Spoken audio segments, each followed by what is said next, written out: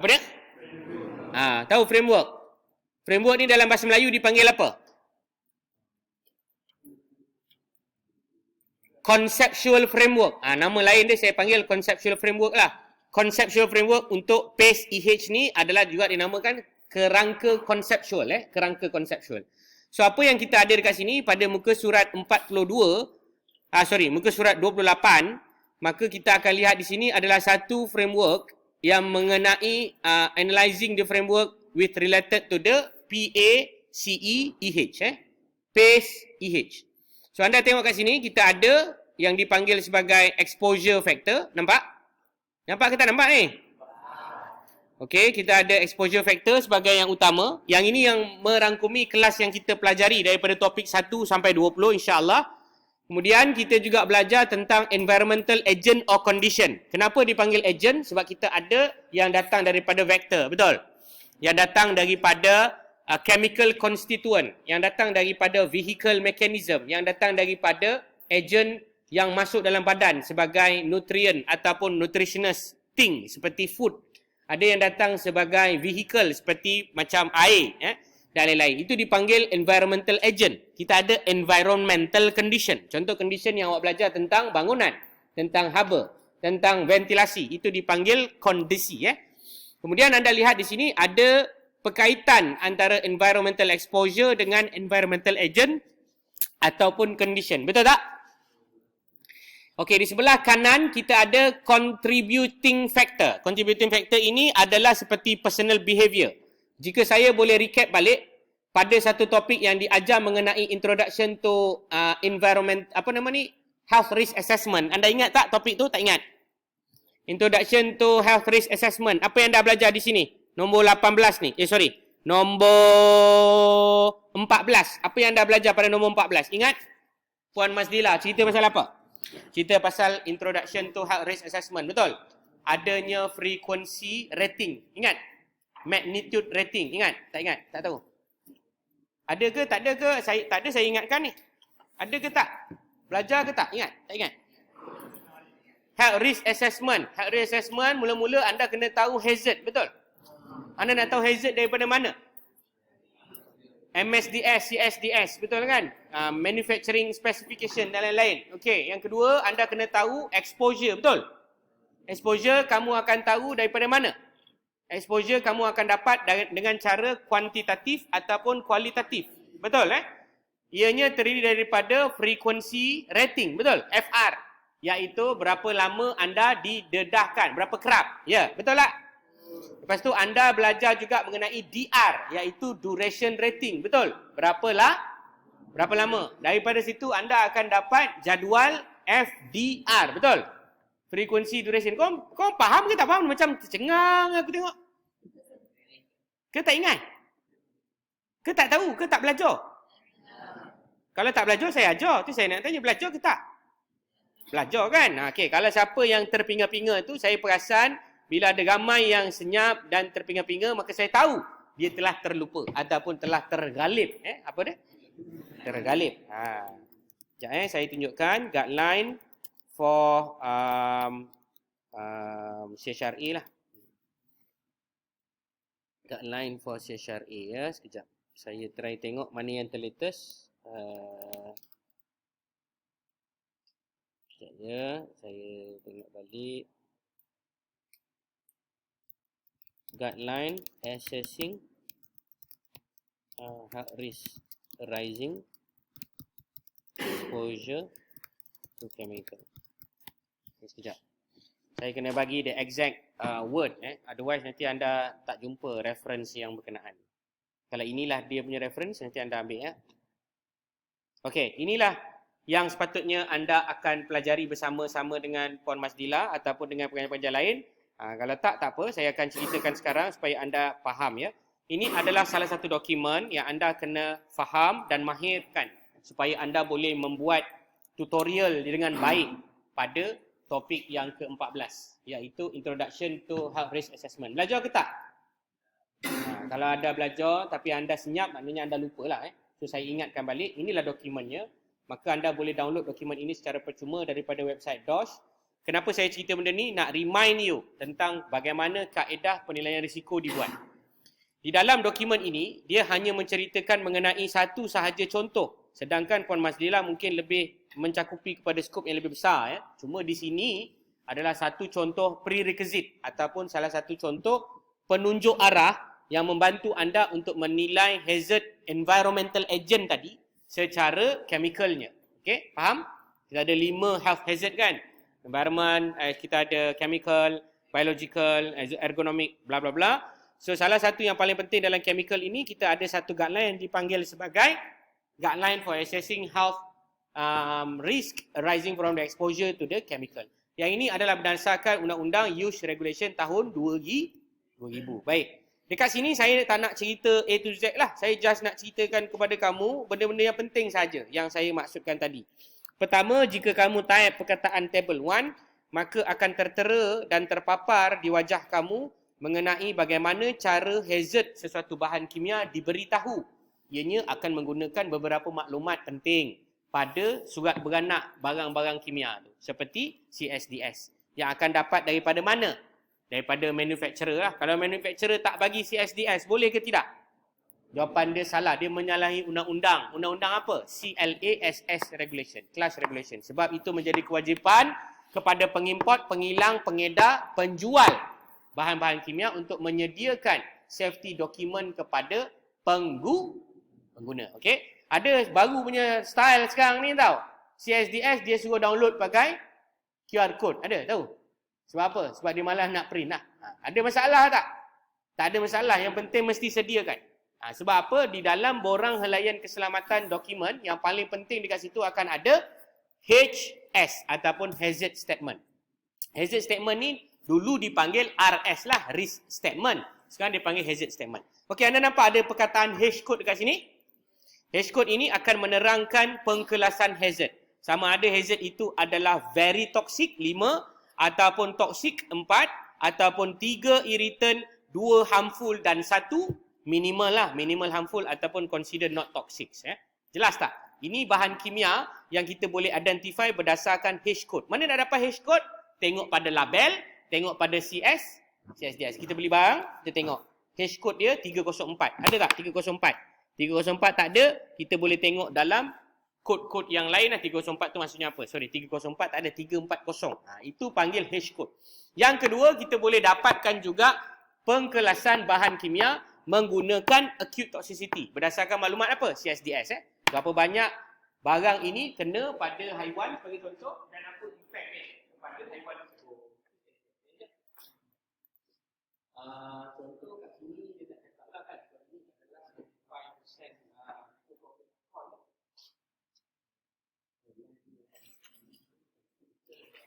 siapa dia buat bahan kimia hari ni? Buat apa nama? Penyembuh racun serangga ke apa, tak ada kan? Tak ada, tak apalah. Tapi nak cerita kepada anda semua, yang step pertama tu, anda kena pastikan bahawa hazard telah ditentukan. Okay? Yang kedua, jika anda lihat, kita ada table kedua. Cuba lihat, tengok table kedua cerita apa? Table kedua boleh abaikan. Table ketiga, ni yang saya cakap ni tadi. Mula-mula dalam penilaian hazard ni, hazard, ni saya patutnya tak ulang ni. Kita ada dua benda penting bila kita kata pasal risk. Betul tak? Risk sama dengan exposure kali dengan hazard. Hazard dapat dekat mana? CSDS. Jadi hazard dapat kat mana? Kalau chemical, CSDS lah. Kalau bukan chemical, label. Okey lagi. Kalau bukan chemical, hazard dah dapat kat mana? Hazard maksudnya apa? Anything that can cause harm to human. Mana nak dapat informasi anything that can cause harm to human ni? Pertama, nak dapat informasi anything that can cause harm to human, tengok CSDS. Betul? Itu kalau bahan kimia. Kalau bukan bahan kimia, hazard rating tu semua pun adalah bahan kimia. Ini saya cerita yang bukan bahan kimia. Nak tengok kat mana? Nak tengok kat mana? Contoh, saya nak tanya, hazard ergonomik. Macam mana kita nak tahu dia punya hazard? Nak dapat maklumat. maklumat. Awak kata apa tadi? Tempoh masa. Ya? Tempoh masa lagi. Tempoh masa itu sebenarnya lebih pada exposure. Maklumat dia adalah contoh apa? Pada rekod. Saya suka jawapan tu. Dipanggil rekod lah kan. Ataupun dipanggil juga document review. Contohnya seperti rekod insiden. Lagi rekod kecederaan. Faham ya? Ekonomi kan ramai orang komplain, simptom. Faham? Banyak orang komplain. Itu semua menunjukkan the intensity of the hazard. Betul? Kalau orang pernah masuk ke hospital akibat duduk dalam kelas Al-Zahrawi, maknanya apa? Pernah masuk hospital sebab duduk dalam kelas awal. Maksudnya apa? Maknanya kelas ini sangat hazardous lah, betul tak? Sebab pernah masuk hospital. Tapi kalau pernah mati, maknanya lagi hazardous, betul tak? Masuk kelas mati sebab apa? Kau tak ada aircon. Contoh lah kan? Contoh. Jadi dekat situlah kita tentukan hazard dia level dewa mana. Bila kita kata pasal hazard itulah. Exposure bagi bahan kimia kita akan tentukan dengan cara yang saya akan explain sekejap lagi. Tapi kalau macam ekonomik tadi, seperti kawan kamu punya jawapan.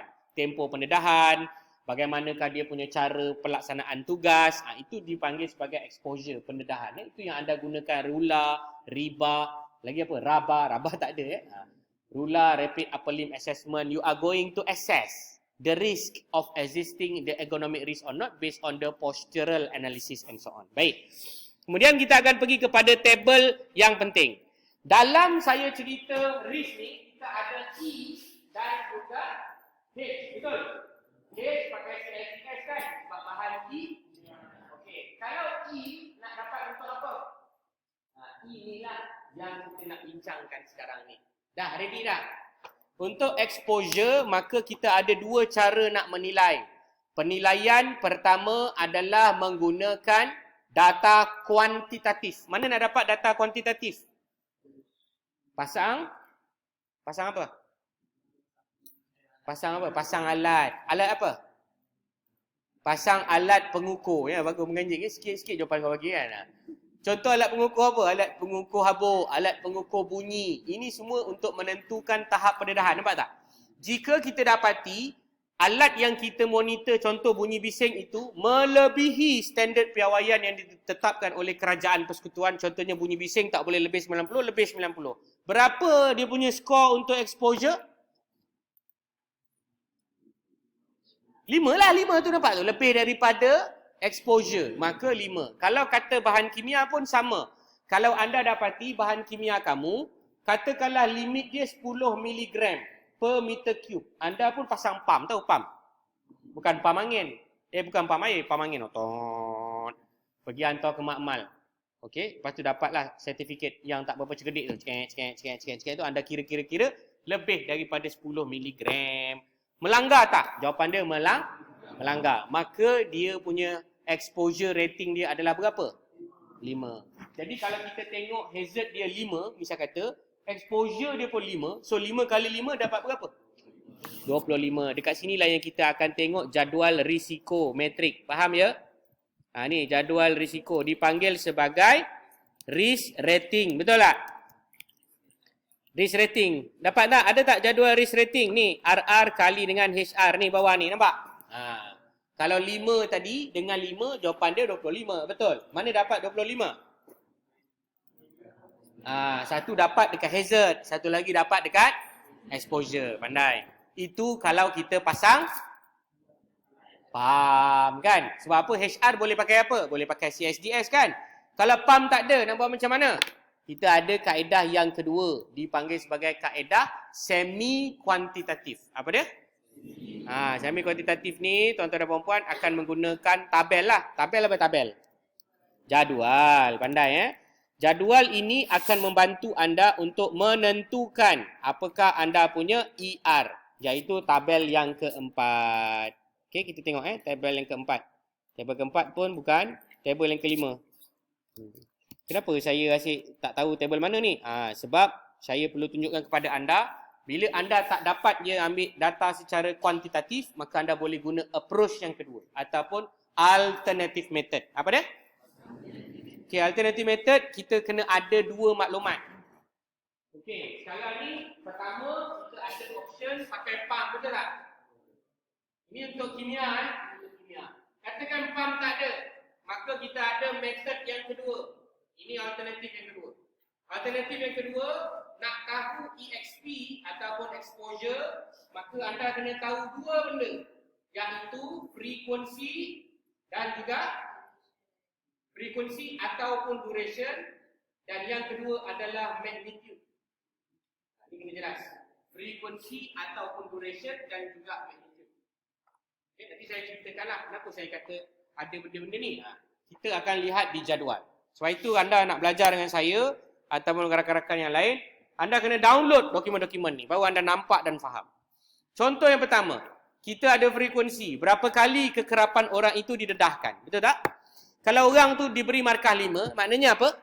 Dia dedah benda itu hari-hari. Maknanya kalau dia adalah tukang sapu, maka setiap-tiap hari dia guna bahan kimia. Jelas? Kalau dia adalah pengajar ILKKM, adakah dia terdedah tiap-tiap hari?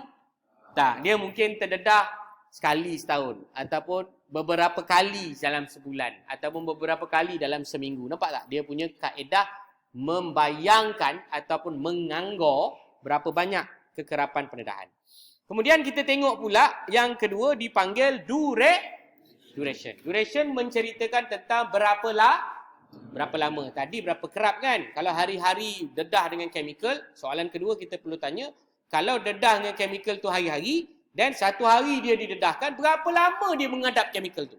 Adakah sejam, 2 jam, 3 jam ataupun more than the work shift? Maknanya dipenuhi dengan setiap hari dia bekerja. Contoh seperti pengajar ni tadi. Kita ambil pengajar kan. Pengajar didedahkan dengan Lysol. Agak-agaklah pengajar didedahkan dengan Lysol ni berapa kali setahun? Beberapa kali setahun je lah kan. Betul tak? So dia tak mungkinlah 3, betul? Dia mungkinlah remote kan. Beberapa kali je setahun. Betul tak? Nak kata sebulan sekali pun jarang. Sebab hanya ada dalam kuliah-kuliah dan amali tertentu sahaja yang akan digunakan untuk tujuan demonstrasi. Okey, kemudian dari segi duration, pengajar ni dengan Lysol ni tadi. Berapa lama dia dedahkan dengan Lysol?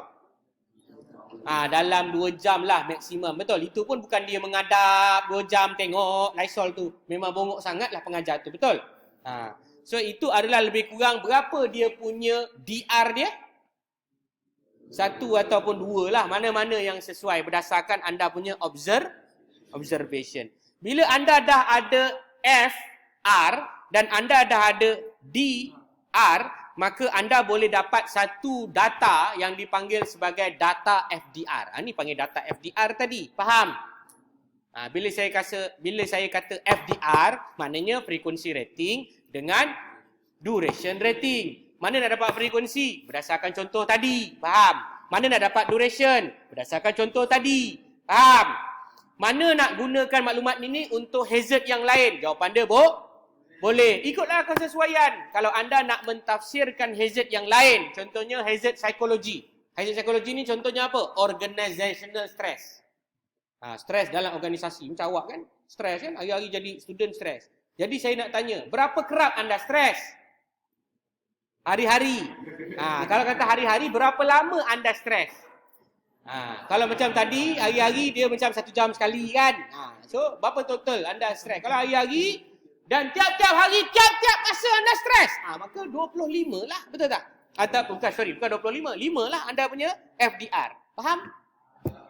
Macam anda tadi stres 5 anda kata organizational stress kamu 5. Okey, pegang jangan tiba-tiba kan ujung-ujung kau tukar pula. Siap kau. Selepas kita dah settle FDR, maka kita akan pergi yang lagi satu dipanggil sebagai magnitude. Apa dia? Magnitude ni dia ada 2 benda yang penting. Pertama, magnitude macam mana bahan kimia itu release. Apa dia? Release. Jadi sebab saya baling ni nak menunjukkan dia release. Dia release ke environment. Dan lagi satu adalah dia magnitude of inhale. Faham Magnitude of release, magnitude of inhale. Bagaimana bahan kimia itu dia memeriahkan environment dan bagaimana bahan kimia itu boleh masuk dalam tubuh pekerja. Itu dipanggil magnitude of release and magnitude of inhale. Okey. Contohnya anda boleh lihat pada jadual yang berikut. Dia ada jadual lah, namanya jadual 8. Bagaimana nak menunjukkan degree of chemical release tu tinggi. rendah ataupun sederhana. Ini contohlah. Low or little release into the air. Contoh, saya nak ambil namanya minyak tanah dengan turpatina ataupun turpetin. Yang manakah lebih senang meluap? Yang minyak tanah ke turpetin? Turpetin, turpetin atau kerosene lah. Minyak petrol ke kerosin yang digunakan oleh kapal terbang? Minyak kapal terbang dengan minyak kereta mana lagi mahal? Minyak kapal terbang lagi mahal. Sebab tu tiket kapal terbang lagi mahal daripada kereta. Ada cerita menganjing pula kan. Macam itulah. Maknanya nak cerita, tuan-tuan dan puan, kita akan tengok magnitude of the release. Bagaimana bahan kimia itu boleh release, ya. Okey. Jelas ya, magnitude of release, keupayaan bahan untuk ketermeluapan ataupun ketersebaran di environment. Yang kedua adalah magnitude of inhale. Magnitude of inhale ni macam mana kita nak tahu? Dia ada yang table 9 abaikan. Sebab yang ni more on technical lah. Cuma saya nak kata degree of chemical inhale ni kadang-kadang kita nak tahu senang je. Kita tengok orang tu buat kerja macam mana. Kalau orang tu buat kerja dalam keadaan berlari, maka dia punya magnitude of inhale adalah tinggi. Kalau dia buat kerja relax macam PPKP, jalan pun slow je serit-serit, maka magnitude of inhale dia adalah rendah. Itu fungsi awak tahu magnitude of release and magnitude of inhale, ya. Kenapa? Sebab ini kita ada lagi satu table namanya MR. MR ni ada 1 sampai 5 lah. Contohnya anda terdedah kepada Lysol ni tadi, pengajar kan? Lysol. Lysol dia mudah meruap tak? Katakanlah dia sederhana lah meruap, sebab dia ada bau-bau juga kan? Dia punya release tu kita boleh rasa. Okey, dia moderate. Dari segi degree of chemical inhale, macam mana cara dia masuk dalam badan pun, katakanlah degree of chemical inhale sebab mengajar ni jarang gunakan Lysol untuk jogging, betul? Lysol diguna untuk mengajar bagaimana nak membuat disinfeksi, ya. Jadi degree of chemical inhale mungkin sederhana jugalah. Jadi sederhana dan sederhana berapa dapat? 3. Okey, faham dah? Tadi FDR berapa? 5. MR berapa? 3. Jadi anda akan gunakan yang dipanggil sebagai yang saya cakap tu lah, FDR dan juga magnitude. Maknanya barulah kita dapat ER. Yang ni ya, nampak? Kita ada ER ataupun exposure yang terdiri daripada FDR dan juga magnitude. Okey, macam mana tadi? Kita punya frequency duration rating kita berapa? 1, 2, 3, 4, 5. Jawapan dia adalah 5. Magnitude kita berapa? Jadi kalau 5 dengan 3, berapakah kita punya ER? Pandai, 4. Kalau hazard kita tu Lysol. Hazard Lysol ni berapa? 1, 2, 3, 4, 5 Lysol. 5 tu teruk sangat Lysol tu. Tak, Lysol tak 5. Lysol dalam 3 atau 4 lah. So kita akan tahu berapakah dia punya risiko. Faham tak? Ini baru satu contoh nak mengajar kamu semua pasal apakah itu environmental agent. Tapi bukan itu yang sebenar-benarnya saya nak ajar. Yang saya nak ajar ni, kalau awak tengok dekat yang sini. Nampak tak? Yang ni dipanggil apa? Table 13 dipanggil modifying factor. Maknanya tadi, kita dah kira kan, pengajar dia punya moderate dia 3, betul? Tapi ada pengajar yang ajar Lysol ni tadi, dia selalu mengajar sambil hisap rokok. Contoh, dia mengajar sambil hisap rokok. Dan dia pegang chemical tu dengan bare hand. Sambil-sambil pegang chemical tu hisap rokok. Jadi ada possibility untuk rokok tu masuk ke dalam ingestion dia. Faham? Ini contoh. Faham ya? Contoh saja. Jadi dekat situ akan ada yang dipanggil sebagai modifying factor. Maknanya apabila orang tu membuat pekerjaan yang berisiko, so markah dia tadi 3, dah bukan 3 dah sekarang. Dia jadi berapa? 4. Jadi siapa yang dah memang 5, jangan tambah lagi 1 jadi 6. Sebab maksimum dia memang 5 saja. Faham kan? Okay, kalau dia 3 ni tadi, dia ada risiko-risiko yang berkenaan, maka dia jadi 4. Sama juga dengan orang yang membuat aktiviti-aktiviti berisiko yang lain. Contohnya apa? Membawa makanan ketika membuat eksperimen. Itu contohlah. Dia boleh ada cross contamination. Pandai lagi apa? Membuat pekerjaan di dalam keadaan yang tidak kondusif. Ada local exhaust ventilation, tapi dia sengaja tak nak on. Ada PPE, tapi salah pakai. Itu semua adalah dipanggil personal behavior. So kalau siapa yang jadi personal behavior ni tadi adalah 3 campur 1 jadi 4 kan? So kalau 4 adalah dia punya MR dan juga sekarang FDR dia jadi berapa? Dia jadi 5 kan? Nampak tak? Dia dah jadi high risk. Nampak tak? That is how you want to justify. Yang saya nak cerita sebenarnya kat sini je. Contoh yang makan ketika buat kerja tu tadi. Kerana ini adalah salah satu daripada elemen yang berkaitan dengan contributing factor. Yang aku nak cerita daripada mula tadi, sebelum cerita assessing of health risk arising from the exposure of the chemical, sebenarnya nak cerita ni je. Personal behavior. Itu je nak cerita. Faham Apa dia? Tolak tu jika dia menggunakan, contoh personal behavior dia adalah dia bekerja dalam keadaan yang kondusif. Dia tidak akan memberikan syarahan kalau kelas tu panas. Contoh. Kalau kelas panas je, balik! Contoh. Maka itu menandakan dia adalah kurang risiko lah. Jadi kurang risiko kepada dia, kurang risiko juga kepada student. Sebab tu 3.5 kena belah kan? Contoh macam tu lah. So itu dipanggil personal behavior. Tak, personal behavior ni banyakkannya yang tolak tadi tu adalah amalan yang baik dia buat. Dia more on personal Kalau kamu tengok yang ini tadi, dia kata modifying factor based on the personal. Mana orang tu sendiri buat. Contoh kata sini, quantity personal orang tu buat dan juga keadaan tu. Keadaan contoh macam ni lah. Antara anda nak gunakan bahan seperti habuk, bedak, saya ambil contoh awak ada dua jenis barang tau. Dua jenis bahan kimia. Satu kimia adalah jenis serbuk, satu lagi kimia dalam bentuk pellet. Yang mana lebih awak suka? Pellet ke serbuk? Kalau anda pakai pellet, maka risiko untuk dia berterbangan sebagai hablu partikulat adalah tidak jelas ataupun rendah lah. Dia tak boleh berlaku, betul? Tapi kalau awak pakai yang jenis habuk, dedak yang jenis habuk, yang boleh berterbangan di udara, maka dia berisiko untuk apa? Untuk masuk dalam paru-paru, untuk boleh terbakar dan lain-lain. Itu yang dipanggil sebagai quantity use dan lain-lain lah. Tapi kat sini lebih kepada personal. Personal ni maknanya apa? Orang tu kalau guna sikit-sikit. Orang tu kalau guna menggunakan peralatan yang betul. Ini semua dipanggil modifying factor. Ataupun bahan kimia itu sendiri telah dimodify untuk mengurangkan pendedahan dia kepada pekerja. Itu sahaja nak cerita. Ya, personal behavior. Kemudian public policy. Faham public policy? Tak faham? Public policy. Apakah polisi negara ketika berlaku pilihan raya pula. Ketika berlaku musim perayaan hari raya? Banyak buat sekatan jalan raya. Betul? Sebab apa?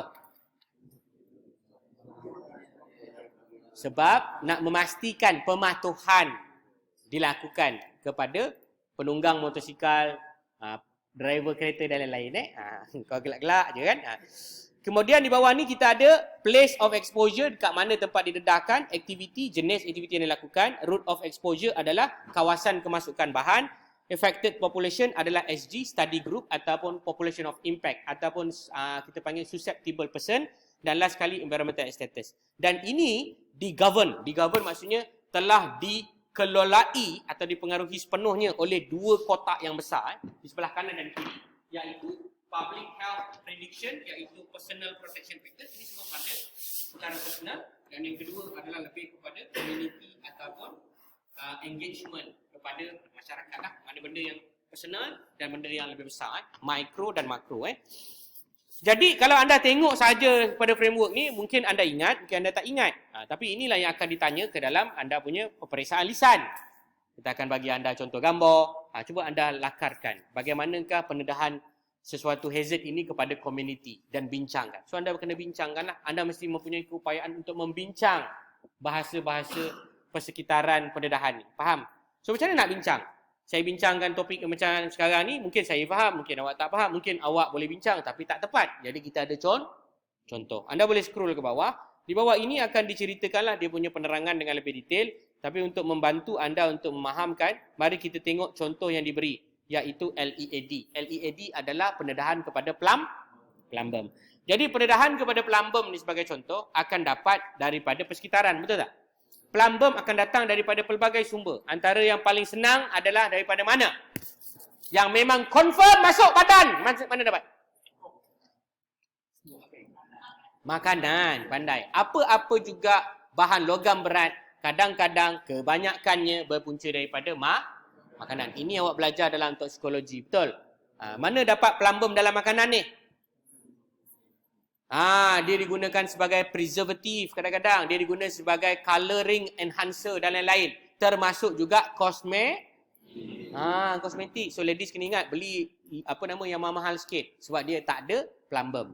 Kalau yang murah ni dia banyak pakai plumbum. Terutama untuk pelambap-pelambap anda tu kan. Faham tak ni ladies? Kalau apa anda yang beli, anda tahulah kan mana yang murah-murah tu. Tapi saya memang percayalah maskara ataupun yang perempuan punya ni memang bapak mahal gila baik. Kan? Baik. Kemudian anda kena lihat pula apakah yang akan terlibat. Itu yang tadi saya pernah cerita satu ketika hari tu.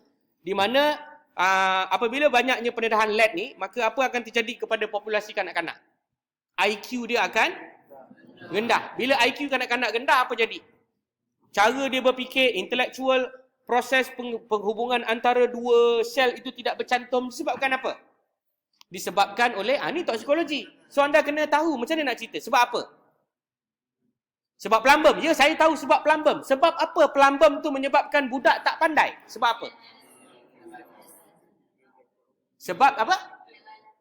Tindak balas. Okey, lagi? Itu jawapan semester 2.5, belum 3 lagi tu. Oh, dah belajar toksikologi. Sebab dia akan detect pada saraf. Ya, betul. Itu 2.5 tu tak sampai 2.45 pun lagi. Sikit lagi. Pertama, bila nak cerita toksikologi, cerita component of the toxics. Plumbum adalah berapa pentavalent ataupun dipanggil sebagai electron valence dia berapa? Pb2+, betul? 2+ biasanya dia akan lekat dekat mana? Dekat 2+ yang ada dalam badan jugalah kan? Contohnya macam magnesium, kalsium, natrium, whatsoever. Benda-benda yang ada ionik dalam badan kita yang 2+ juga. Jadi ini dipanggil affinity. Kebolehan penggabungan dengan badan dalam tubuh. Baik. Plumbum ni, satu masalah dia yang paling jelas adalah apabila dia bergabung dengan sel-sel darah.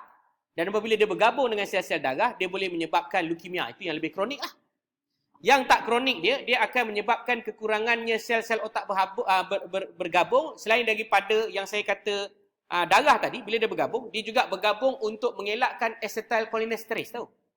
Bagaimana otot-otot ataupun sumber-sumber elektron ini bercantum antara neutron dengan neutron ni, kan dia ada rembesan chemical, betul? Chemical itu akan dihalang oleh plumbum sebab dia telah ditipu oleh kewujudan plumbum. Sedangkan dia sepatutnya disokong oleh natrium ionik yang lain, tapi dia dihalang oleh plumbum. Ini semua kena faham walaupun tak betul, bukan tak betul, memang betul apa pasal cerita ni. Cuma nak cakap walaupun tidaklah se-accurate seorang toksikologis, tapi anda kena faham kenapa plumbum boleh menyebabkan seorang itu mempunyai IQ yang rendah. Jangan cerita plumbum IQ rendah. Kenapa jadi? Tak tahu. Itu menunjukkan anda tak belajar toksikologi. Bila you belajar toksikologi, you must be very sure why this thing will have why this thing is called toxic. Why this thing is very dangerous. Contoh karbon monoksida. Kenapa dia dipanggil toxic gas? Kenapa karbon monoksida boleh membunuh awak? Dan cara-cara membunuh kawan-kawan anda adalah dengan mendedahkan mereka kepada karbon monoksida. Sebab kebolehan, bagus soalan, jawapan yang baik. Kebolehan karbon monoksida bergabung dengan hemoglobin yang menyebabkan terhalangnya oksigen bergabung dengan hemoglobin untuk membawa oxygenated blood ke dalam kepala otak. Dan akhirnya otak terlupa nak bernapas. Bila otak terlupa nak bernapas, yang lain boleh bernapas. Yang lain bernapas di dalam syurga atau neraka. Itu semua adalah konsep toksikologi. You must be very sure about that. Sebab itu bila kita kata lead, salah satu populasi yang terimpact adalah siapa? Student. Kenapa student ni kalau kena lead ni, apa jadi kepada dia? IQ dia tak mantap. Dia bukannya tiba-tiba jadi macam... Tak, dia bukannya jadi macam cacat. Dia tak cacat, tapi dia bongok. Faham? Tak faham Dia macam kebolehan menggitelak dia rendah, kebolehan menghintung rendah. Metastasis ni, elevated blood lead ni maksudnya apa? Kita nak ukur. Macam kita nak tahu komuniti kita kena kepada benda ni, kita akan ambil darah, kita tengok ada tak plumbum dalam darah. Okey, ini contoh bagaimana kita nak kenal pasti. Kenapa saya cerita satu framework ni? Sebab inilah yang kamu akan bincang dalam kumpulan sekejap lagi ya. Kamu akan bincang dalam kumpulan dan kamu akan siapkan benda ni dan kita akan bincang selepas raya. Boleh? Tapi saya tak nak benda yang main-main lah. Saya nak benda yang real. Anda balik nanti anda carilah apa benda. Anda jangan cari yang benda-benda yang mengalan tau. Ketupat. Kau punya masalah topik ketupat. Jangan ketupat. Ambil masalah yang berbahaya ataupun berisiko lah kepada masyarakat dalam konteks environmental health. Baik, ni contoh. Apakah yang ada dekat dalam public policy? Ini contoh manufacturing lead. Ini contoh sebelum-sebelum ni. Maknanya lead ni ada dekat dalam minyak. Lead ada dekat dalam cat. Ini semua polisi kerajaan membenarkan lead itu ada di dalam that manufacturing punya application. Sekarang dah tak boleh, dah ban lah. Sama juga macam rokok kan. Dulu rokok boleh jadi penaja kepada syarikat bola sepak, betul kan? Sekarang mana boleh? Betul. Itu sebab banyak orang bola sepak tak ada gaji, faham? Tak ada dapat sponsor, faham tak faham? Itu contoh yang negatifnya ke arah tu. Kemudian contoh yang macam mana boleh dapat LED ni tadi, renovation home. Kalau kata disebabkan oleh kereta, dia dapat daripada mana? Daripada gasolin lah. Enjin yang terhasil, kalau enjin hybrid ataupun enjin kereta-kereta elektrik memang tak keluar kalau LED ni kan. Okey. Kemudian kita boleh tengok place of exposure kat mana. Mana punca pendedahan, rumah, recreational. Kemudian aktiviti, bermain, renovation. Sebab apa kita kata bermain dan renovation? Sebab ini adalah keadaan di mana exposing tu boleh berlaku di kalangan pendedah, iaitu orang yang renovate rumah. Play tu anak-anak lah kan yang bermain di rumah. Maka ada juga LED dulu, ada satu isu LED zaman saya lah belajar dekat universiti dulu. Dia ada dekat dalam barang mainan, tahu? Barang mainan. Itulah siapa dan last sekali, ni adalah kesan, reduce IQ. So dia ada ujian dia, ini zaman saya belajar dulu kita ada ujian tau untuk menentukan budak itu bijak tak bijak, dipanggil sebagai kognitif cognitive function, kita akan test. Okey, kat sini kita akan pergi kepada personal protective factors ataupun persendirian. Macam mana orang persendirian ni nak selamatkan diri dan macam mana orang nak selamatkan diri daripada konsep masyarakat yang dihalang oleh polisi kerajaan. Faham tak? Ini adalah polisi kerajaan, ini adalah lebih kepada diri sendiri. So kalau kita tengok, kita akan pakai protective gear ataupun PPE. Kemudian berikan treatment. Kemudian dari segi public health protection, maknanya dari segi community protection pula, kita akan buat regulate emission dan juga education. Kita bagi education lah. Jangan beli mainan yang ada cat LED dan LED dan lain-lain. Ini contoh ya.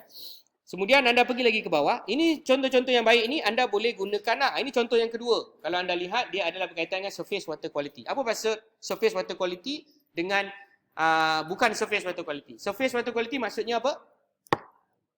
Pandai. Air permukaan, air sungai, lagi air tasik, lagi air laut bukan. Air laut tak dikira surface water ya. Surface water yang ada di darat. Itu anda kena jelas. Air yang berada di laut dipanggil air laut lah, ocean. Air yang berada di darat dipanggil surface water. Itu termasuk juga surface water sama ada dia stagnant ataupun flowing lah.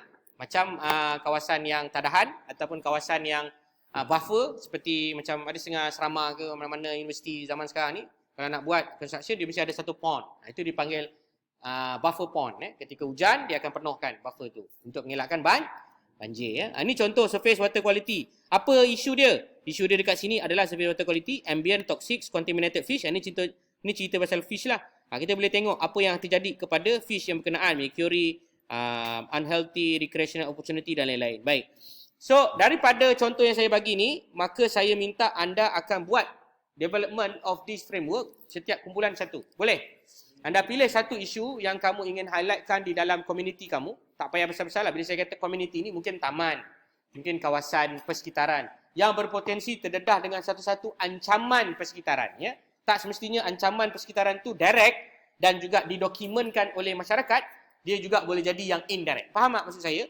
Yang direct ni maknanya kes yang pernah terjadi. Yang indirect ni adalah yang awak fikirkan memang akan berlaku satu masa nanti. Tapi saya pun tak tahu bila, tapi saya pasti ianya akan terjadi juga apabila ianya tidak dipantau ataupun dikawal dengan selia dan baik. Ini dipanggil projek kamu perlu buat. Bukanlah projek, ini lebih pada discussion lah. Ada apa soalan tak berdasarkan benda ni? Kalau tak ada, anda akan buat lah. Saya bagi masa lebih kurang 5-10 minit untuk berbincang. Kalau nak tanya soalan boleh tanya. Tak ada, anda bincang dalam grup. Lepas tu boleh ni lah. Sediakan benda ni dan kita hantarlah dan bincang. Nanti kita bincangkan dalam sesi-sesi yang akan datang. Kalau tak bincang dalam sesi pun, saya akan cuba cari masa lah untuk bincang di dalam IL dan lain-lain. Jelas wakil subjek siapa? Atira nanti cari masa tau. IL aku nak kena minta korang present ni. Alright. Tak ada soalan, kita boleh kumpul dalam kumpulan, boleh bincang lah. Silakan.